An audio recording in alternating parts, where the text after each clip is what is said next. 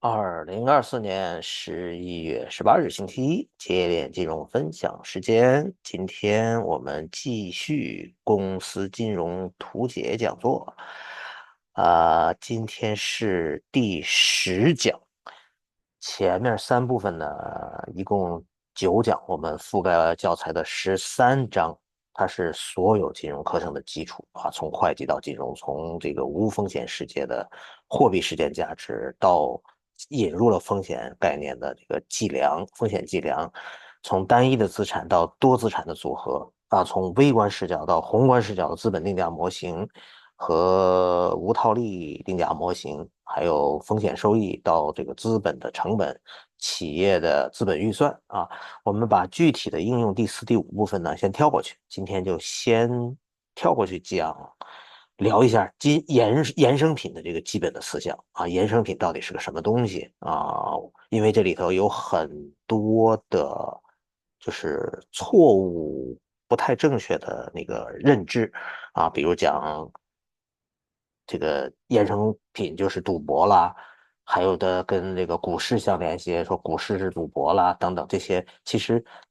都是似是而非的一些东西啊。那首先我说这个衍生品是个什么东西啊？我们不去具体的讲这个期权、期货呀什么这些东西啊，那就是凡是这个从某一个东西延伸出来的东西啊，用金融的语言说就是这个从这个东西延伸出来的东西，它的价值和那个从中延伸出的东西的那个价值相关啊，就是一个叫 underlying asset，一个叫 derivative 啊。你比如像股票，这是基础资产啊，那股票期权就是衍生品啊，或者股票指数是基础产品，那指数这个期货那就是衍生品啊。那我们不谈这些具体的这些形式呢，就是单就这个衍生品这个思想，其实我们日常生活当中都有运用，只不过就是有人意识得到，有人意识不到，或者说你知道它是一个东西，但是你不知道其实它是一个衍生品的这个概念。比如像本人老张这个年龄60岁上下的，应该都是在小时候有这个，其实是我们短缺经济时代，那个时候都经历过这个粮食不够吃，肉不够吃，给家家户户发这个肉票、粮票、布票，就是定量供应的啊。比如说我们家一个人一个月28斤、30斤粮食。其中有什么20%的面票，60%的米票，还有什么买高粱面什么的啊，肉票也是一个月什么2两3两这种，这都是一种期权的概念，都是一种 option，就是一种选择权利，你可以用这个票去买其他的东西，没有它就买不了，它是一种权利啊。再比如说改革开放初期那个电视票也是类似的，你得找人闹着电视票才能去买21亿摇大彩电，对吧？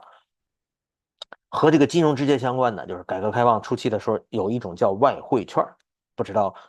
年轻人还可能都没听说过，就是外国人到了中国，拿着美元也好，加币也好，必须得到指定的外汇管理这个机构啊，当时应该是人民银行可能那个是不是中国银行还没分出来，这个去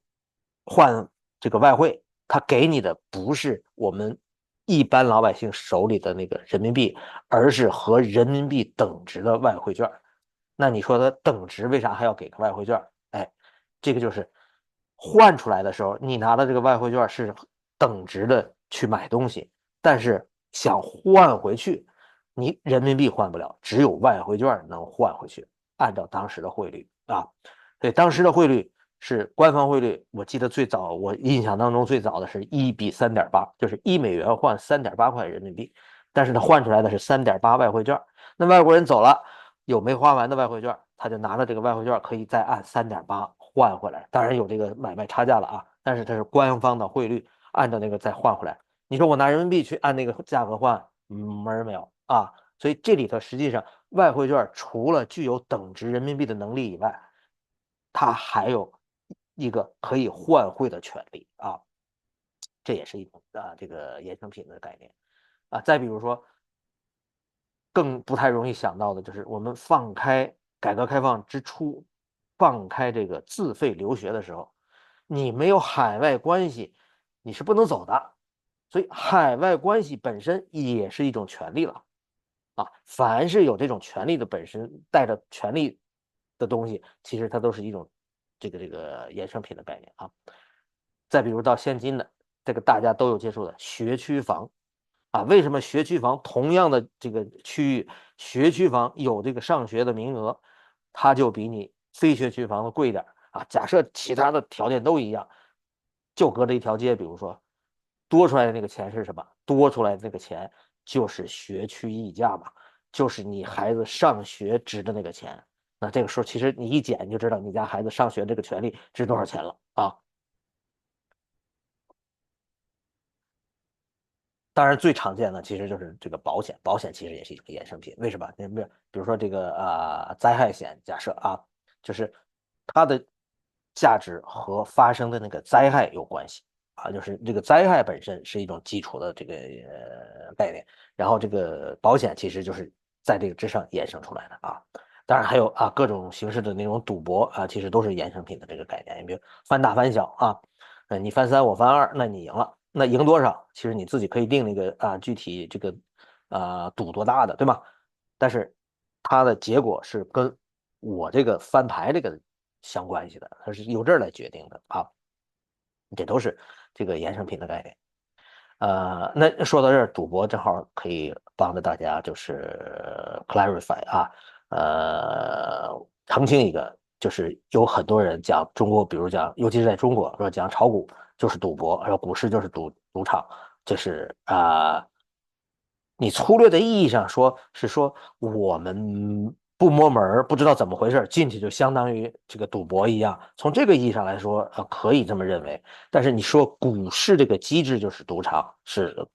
从我们做金融的角度来说，这根本就不对啊，不对头的。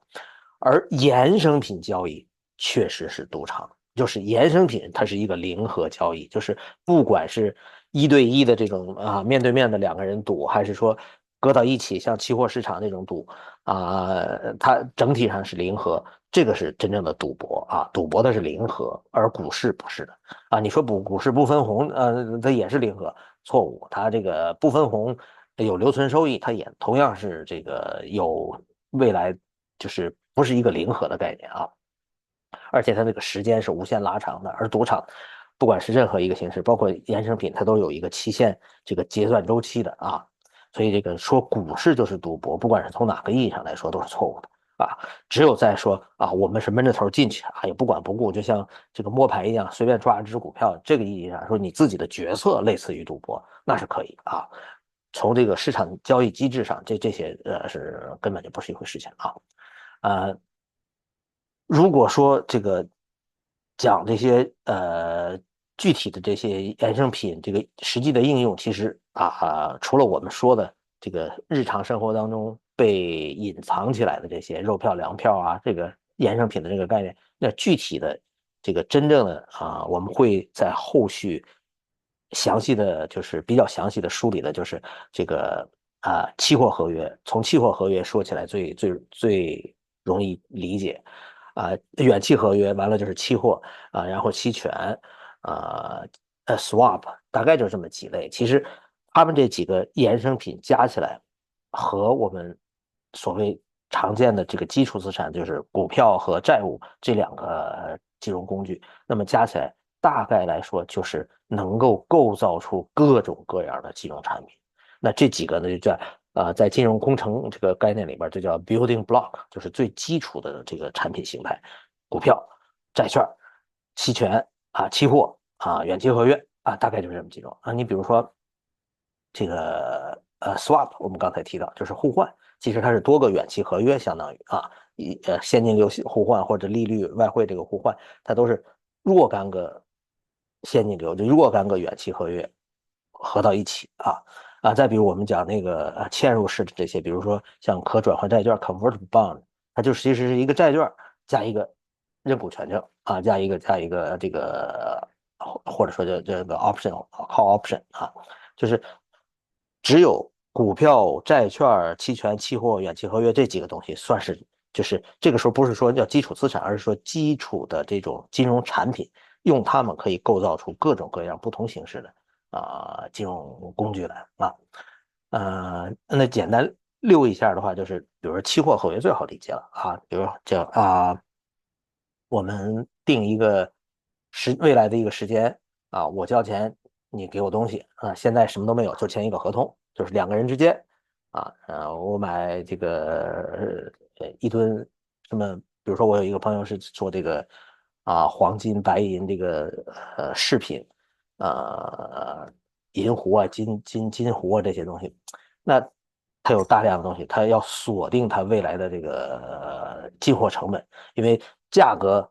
原材料的价格它是波动的啊，而你的产品价格你不想让它老跟着那个波动啊，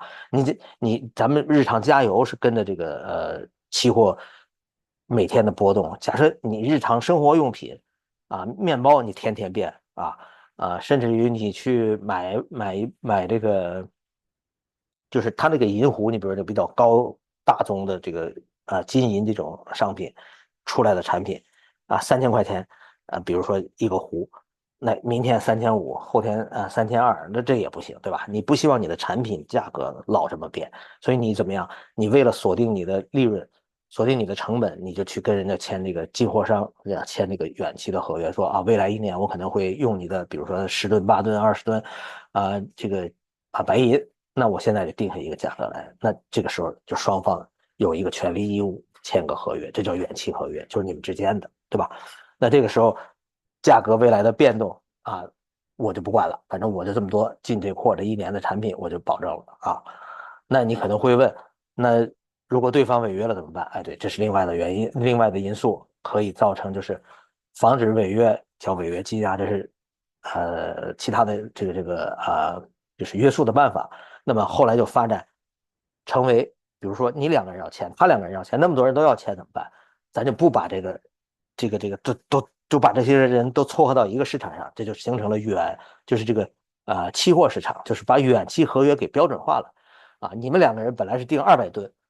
或者250吨，那好，咱们把这个合约给标准化就比如说就100吨一个合约你250吨你就买一个买两个200吨50吨的你就不买了这把那个交割时间什么这个标准地点这个价格都定好，那大概就是你们远期合约定的那些东西，就在里头挑一个最接近的这个期货就好了。那这个期货就是不必是跟你原来那个来了，就是大家都在这儿来，你愿意要这种要那种，就是交易双方所有的人供需双方都来这儿，这样的话就标准化了嘛，就解决了就是交易的成本问题，解决了违约问题，因为它有中央对手了。这样的话就是，远期合约的那些弊端可能都被就是避免了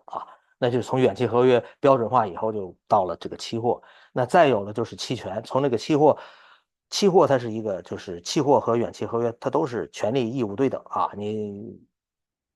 不管是远期合约还是期货，买了就得做的你或者是把它平仓对冲掉平仓了，反正你得管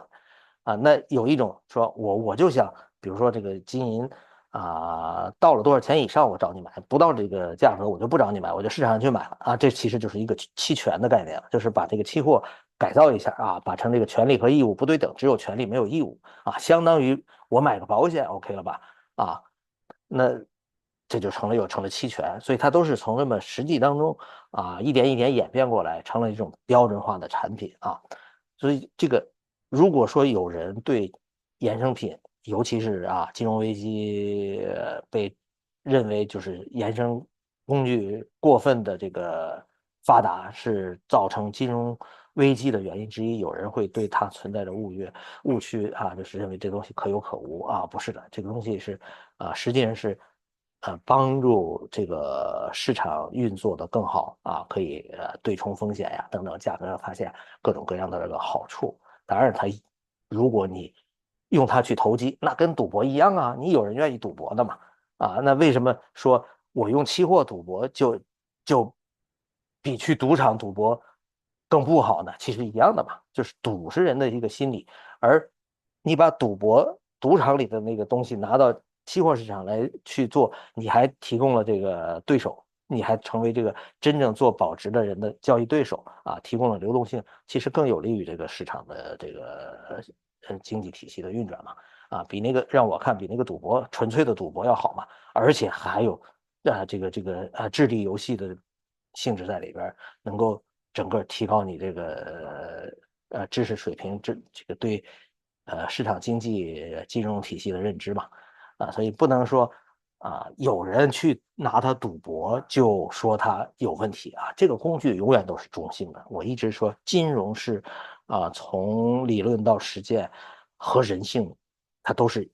特别完美的配合的。说你挑说啊，比特币帮着洗钱啊，比特币就不好。那没比特币之前，照样拿美元、拿人民币去洗钱一样的啊。那说这个金融的东西，它是一个中性的东西啊。有问题的是我们背后的人，所以从衍生品这一段里头可以看得出来，就是懂与不懂啊，是真的有这个认识，还是说去忽悠流量赚钱啊？这个如果你没有鉴别能力，你就只有受骗的份儿啊。所以我这么多些年来一直分享，其实都是啊，更多的从教给你鉴别能力啊，那就是我不是说这个好那个坏，而是告诉你为什么我说的好与坏啊，这个逻辑是什么这是我一直以来就是分享的这个核心吧，可以说是从下一次开始，我们就进入到具体的那个章节里边啊。今天算是一个